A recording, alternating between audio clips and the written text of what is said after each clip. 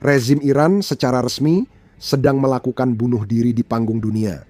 Dalam upaya putus asa untuk memaksakan gencatan senjata, Teheran mulai menembakkan rudal secara membabi buta ke negara-negara yang benar-benar netral seperti Arab Saudi, UEA, bahkan pangkalan militer Inggris dan Prancis. Namun, strategi terorisme mereka yang kacau justru berbalik menyerang mereka dengan cara terburuk. Alih-alih membuat dunia tunduk, serangan liar Iran justru telah mempersatukan militer-militer terkuat di dunia untuk melawan mereka. Negara-negara yang sama sekali menolak membantu Amerika Serikat hanya 48 jam yang lalu, kini mengirimkan jet tempur dan kapal induk nuklir mereka sendiri untuk ikut dalam pengeboman. Republik Islam sekarang sedang menghadapi perang besar yang tidak bisa mereka menangkan. Dan cerita kita dimulai dari saat tepat ketika upaya pemerasan mereka runtuh. Jadi, mari kita lihat buktinya. Dalam 24 jam pertama perang ini, Iran menyerang 9 negara berbeda. Nah, 2 hari kemudian, jumlah itu sekarang menjadi 15. Iran sekarang telah menyerang negara-negara seperti Oman, Siprus, Prancis, Inggris, dan Italia, di samping semua negara tetangga Teluk yang sudah mereka serang sebelumnya.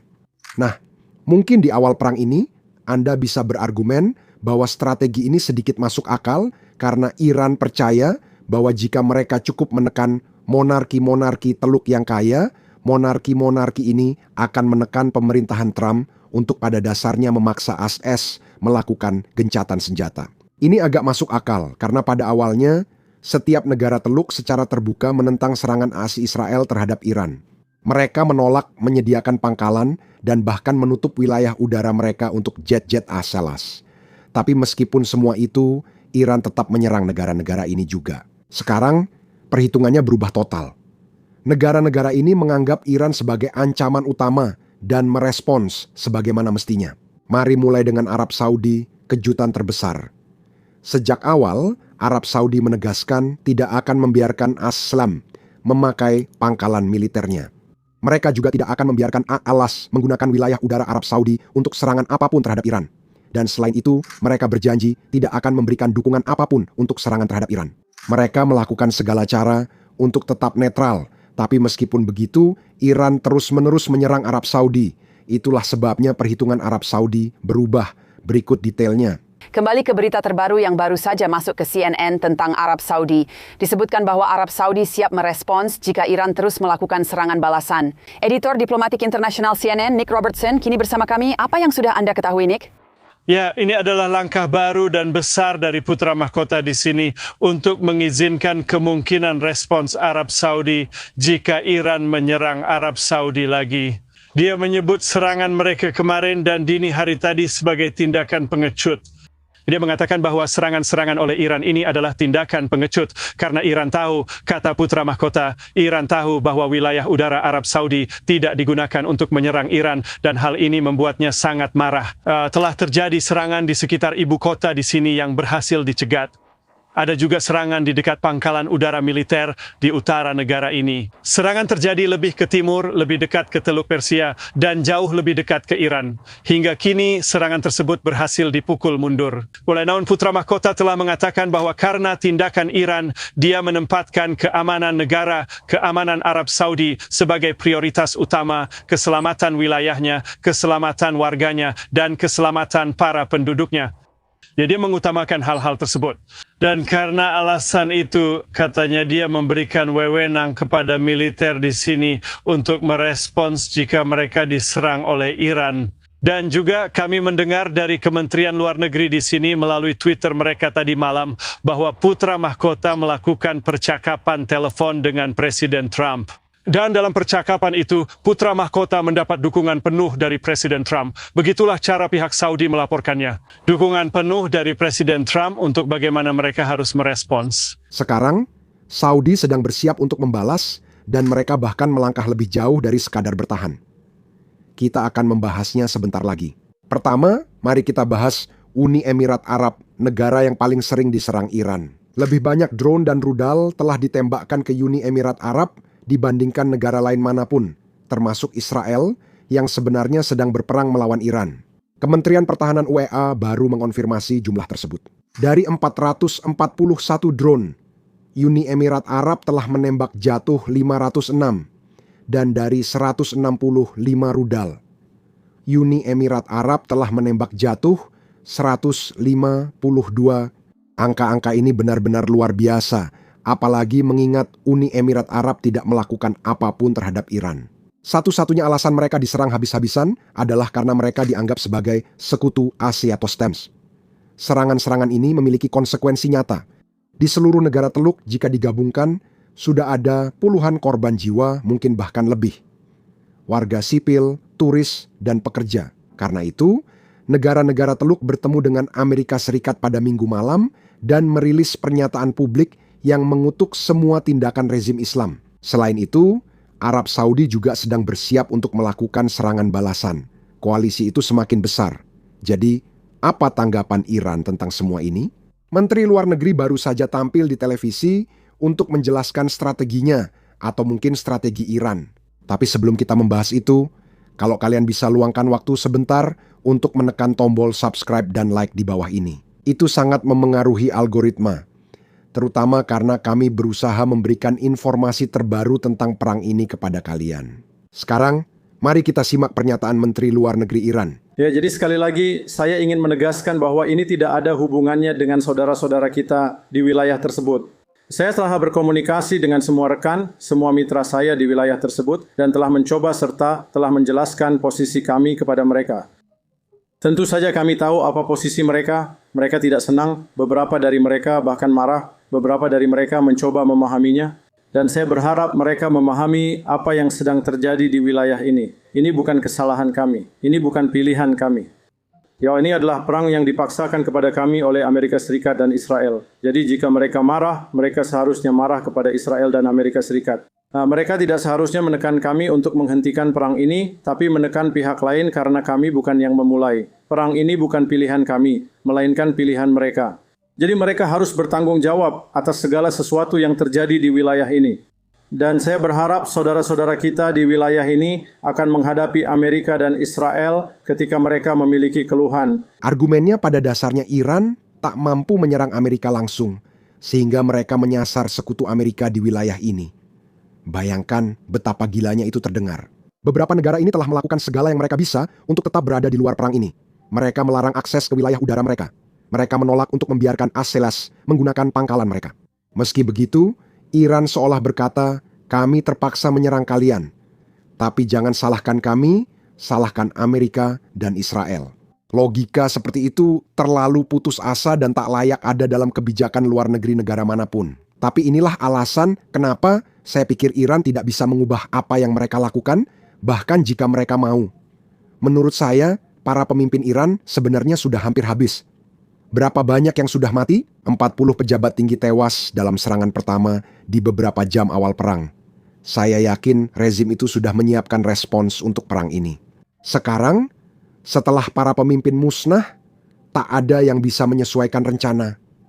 Semua komandan tingkat bawah hanya menjalankan keputusan sebelum perang dimulai. Mereka tidak bisa berputar arah, mereka tidak bisa menyesuaikan diri, dan mereka sadar bahwa ini malah berbalik merugikan, tapi tidak ada yang benar-benar punya nyali untuk melakukan perubahan, tapi memang kenyataannya ini berbalik merugikan. Uni Emirat Arab mula-mula mengumumkan bahwa mereka memutus semua hubungan diplomatik dengan rezim Iran.